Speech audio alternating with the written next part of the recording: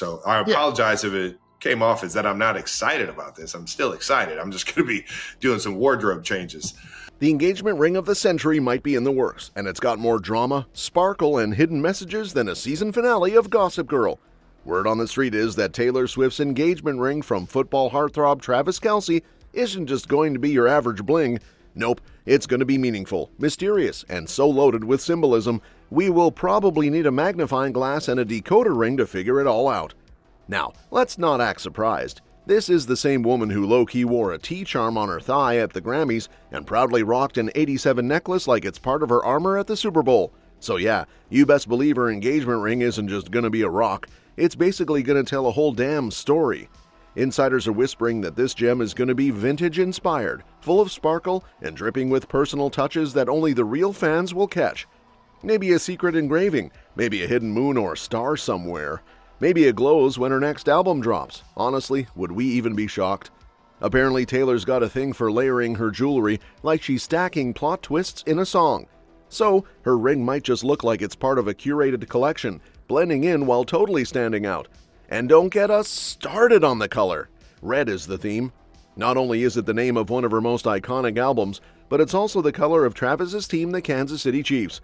She's basically been painting the town red every game day, so a ruby might just sneak its way into that setting. Gold? Duh. Diamonds? Obviously. But sources are betting on something extra, like a gemstone with a backstory, maybe something tied to a lyric or one of her infamous Easter eggs. And speaking of surprise drops, Swifties might want to keep one eye on Kansas City this weekend and the other on their TikTok notifications, because Miss Swift is rumored to be pulling a sneaky one. Again! Word is she might just pop up at the Big Slick charity event like a sparkly jack-in-the-box in heels. Nothing's been officially confirmed, of course, because why would Taylor ever do things the normal way? Nope, she prefers the Beyoncé-style drop-it-when-no-one's-looking method. Now let's rewind a bit. Travis has been doing the off-season athlete thing down in Boca Raton, living that protein shake and poolside life in a $20 million mansion that probably has more square footage than a small country. And yes, before you ask, Taylor was spotted hanging out with him there, being all supportive and adorable at dinner in West Palm Beach, like the world's most glamorous water break.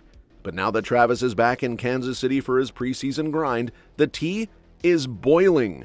He's got big slick commitments this weekend, and insiders are hinting that Taylor might pull a surprise it's me moment at the charity shindig. She's not officially on the guest list, but let's be real, since when has that ever stopped her? The event is stacked with celebs like Paul Rudd, Jason Sudeikis, and Rob Riggle doing hospital visits and softball games. And let's just say, if Taylor decides to drop in, it's game over. Imagine the chaos if she joins Travis and Mahomes on stage again. The internet won't survive, especially if she brings her Easter egg game. One surprise appearance and the Swifties will be dissecting that moment like it's the Zapruder film. And just when fans think they barely recovered from visualizing her potential next appearance, boom! She materializes like a glittery mirage in the middle of New York City, strutting into Via Carota like it's the Met Gala and she's the main event. No warning, no heads up, just Taylor doing what Taylor does best, pulling up flawless and leaving everyone in emotional shambles. Yes, new sighting alert.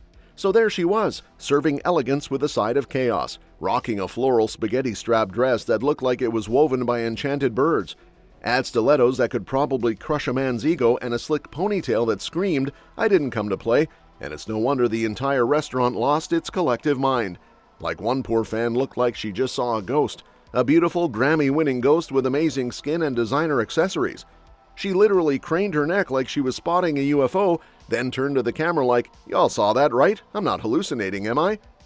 Another diner straight up slapped her hand over her mouth like she was about to witness the second coming, and honestly it did feel that dramatic. Swifties online went feral, not over some new track or cryptic post, but over how relatable that girl's face was. One update account called her the voice of the fandom, and they weren't lying. That reaction spoke louder than any lyric, pure unfiltered, "oh my god, that's her" energy. And of course the fashion breakdown started within seconds. That gold drop chain on her belt, matching the necklace.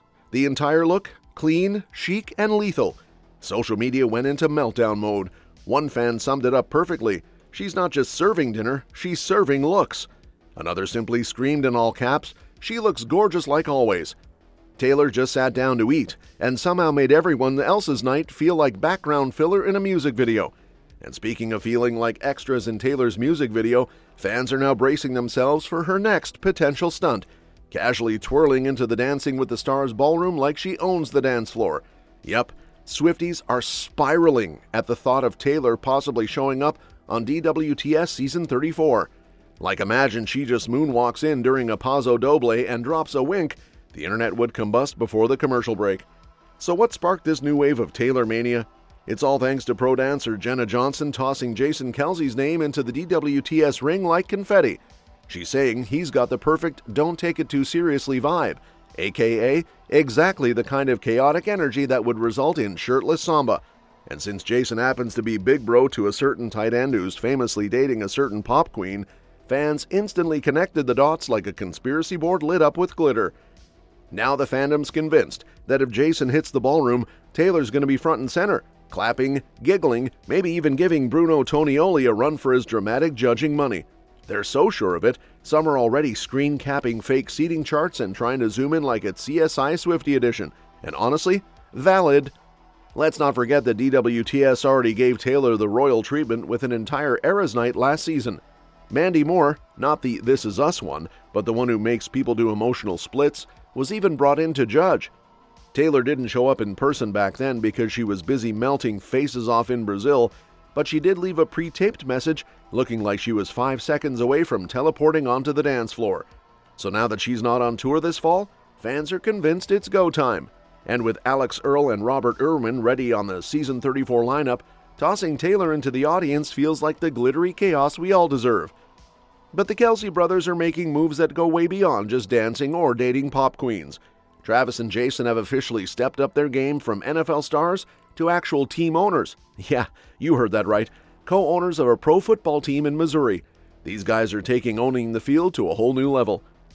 They didn't just buy a team, they took over the St. Joseph Goats, an indoor football squad playing in the Arena League. And no, this isn't some backyard league. These Goats are serious business, with a connection to Christian Okoye, a Chiefs legend from back in the day. The brothers already had their hands full co-owning Garage Beer, so this is like upgrading from pouring cold brews to calling the shots in the front office. Garage Beer itself didn't hold back in hyping this move, calling it a bold, possibly confusing leap, but also powered by the same crisp, uncomplicated energy that fuels their beer. Translation: expect lots of good times and maybe some head scratching from folks wondering how two footballers turned beer bosses just bought a team. Travis, who's still playing at 35, teased retirement after the Chiefs lost the Super Bowl earlier this year, but decided to keep going, probably because he's got too many projects on the side to quit now. Besides football, he's dipping his toes into acting and TV presenting, plus dating Taylor, which guarantees his name stays trending. Meanwhile, Jason hung up his cleats after last season with the Eagles, and he smoothly slid into the broadcasting world with his own NFL analyst gigs and even a late-night chat show. Back in 2023, Travis was part of a wild $211 million investment in an Alpine Formula One team alongside other sports celebs like Patrick Mahomes and Rory McIlroy. So owning a football team is just the next chapter in this sports mogul saga. Garage Beer dropped teasers this week about being in very advanced stages of snagging a significant ownership stake in a pro team, so it's no surprise the Kelces jumped at the chance to merge their football fame with business flair. From cold brews to team ownership, these guys aren't just playing the game anymore, they're running it. That's all for this video, folks. We'll see you next time.